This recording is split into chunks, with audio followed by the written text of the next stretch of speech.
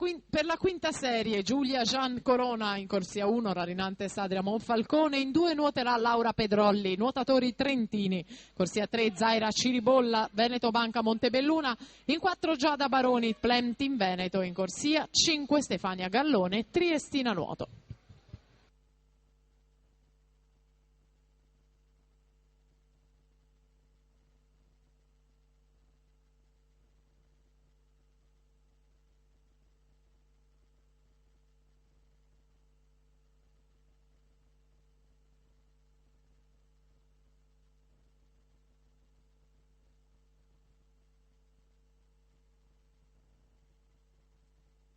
Intanto vittoria Bellinaso 1:19,88 per vincere la sesta serie già presentata, pronta alla partenza la serie numero 5 ragazze 100 farfalla.